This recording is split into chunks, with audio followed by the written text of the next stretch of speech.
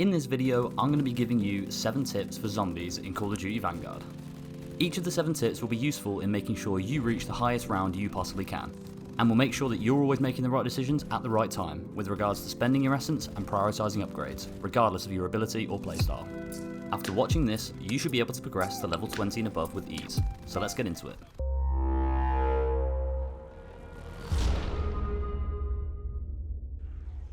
Like with any zombies game or survival game in general, you need to be able to kill the zombies fast.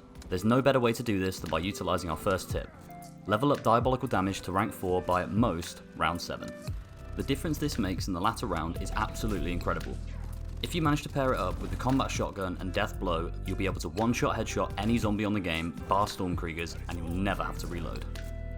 If you watched our video on the best perks to prioritise ranking up, you'll know that for every tier you'll receive a 25% boost in your headshot damage, which quickly adds up. I can't stress how important this is when you have huge hordes of late game zombies sprinting at you. When you get to a higher round, try shooting the zombies in the body and then the head. Just look at the difference it makes. Definitely a key point in getting to a higher round. Before we get on to tip 2, if you're enjoying this video and want to see more just like it, please do subscribe to the channel. We've just hit 500 subs and would really appreciate your support to get us to 1000. Anyway, back to the video. Depending on how much you've played the game so far, you'll probably notice the little crates lying around that give you free items. After about round 4, you'll start to receive guns from these boxes, with a chance of it being tier 1 pack-a-punched every single time. This allows you to save some essence and spend it elsewhere.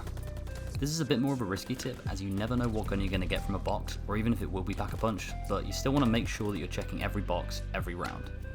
If you get lucky though, this tip will make a big difference, as to pack-a-punch your gun you're required to spend 7,500 essence at tier 1, 15,000 essence at tier 2, and 30,000 essence at tier 3, so even if you're only saving on tier 1, it's definitely worth it.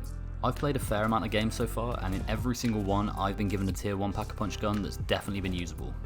However, not that it needs to be said, but if you don't get a good option to use and your main weapon is starting to shoot BBs instead of bullets, go ahead and upgrade it.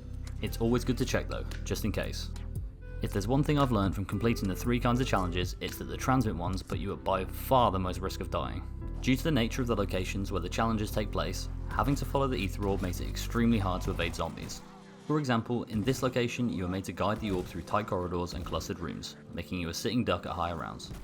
Now if you pair that with the glitchy nature of the orb, where it can jolt you around at any moment, and it gets very tricky. Our best advice is to get these out of the way as early as possible, as it will definitely be easy to complete the blitz and harvest objectives later on. With that being said, once you've completed the 5 starting objectives, you will then have a random challenge every round, so this tip is mainly for the early game. Okay, so this sounds silly even to say, don't die in a zombies game, but hear me out. In every solo game you'll get a free self-revive, but as soon as you have to use it you'll be reset to tier 1 of every single perk. So, seeing as it costs 15,000 essence in total to rank up each perk to tier 4, you'll be in a bad spot for a long time before you can feel comfortable again. It's going to take you upwards of 2,500 eliminations to get you back there, so if you go down you may as well stay down, at least in solos anyway. This stresses the importance of tier 4 Fiendish Fortitude even more, but if you're still worried about going down, it might be an idea to rank up Venomous Figure 2, because at least then if you get hit pretty bad, you'll be back up to full health in no time. Another thing that can help with not dying is armor, which brings us on to our next tip: never buy tier 1 armor. Armor can be very useful in zombies, but to be honest, you can get by without it for most of the early rounds. One thing to make sure of in Vanguard zombies is not to buy the tier 1 armor ever. This has a pretty frequent drop rate from boxes and especially from Stormkriegers. It won't take you long to find one and it will save you 750 salvage, which can then be used to make grenades, stims and other lethals. Of course, as you get to the higher rounds, you will have enough salvage to buy armor as and when you please. Obviously it goes without saying, but at this point, upgrade to tier 2 and tier 3. Again, it might seem like an obvious point, but the artifact that you chose for your class is there to help. There are 4 types of artifacts: Energy Mine, which spawns an explosive that deals huge damage to zombies who go near it; Ether Shroud, which makes you invisible to all zombies for 5 seconds; Ring of Fire, which allows you to spawn a ring around you where anyone in it deals much more damage to opponents; and finally Frost Blast, which sends an explosive out, killing those in close vicinity and slowing down others who go through it. Clearly they all have their own different uses, but can all come in clutch when getting overrun by enemies. My personal favourite is either Ether Shroud or Ring of Fire, as they allow you to get out of some pretty bad spots. This tip is pretty obvious, but for any new players here who might not really know what these do, definitely try them out. Tip number 7 is definitely another one for the newbies: constantly checking the Altar of Covenants every round. The Altar of Covenants allows you to buy abilities using hearts you collect from completing challenges.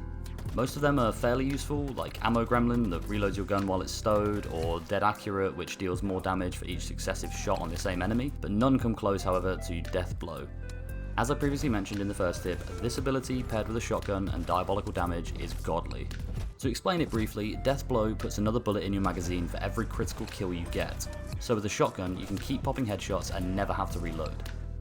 This is extremely useful in later rounds as you'll be dealing massive damage per headshot and never having to stall to reload. It's crazily overpowered.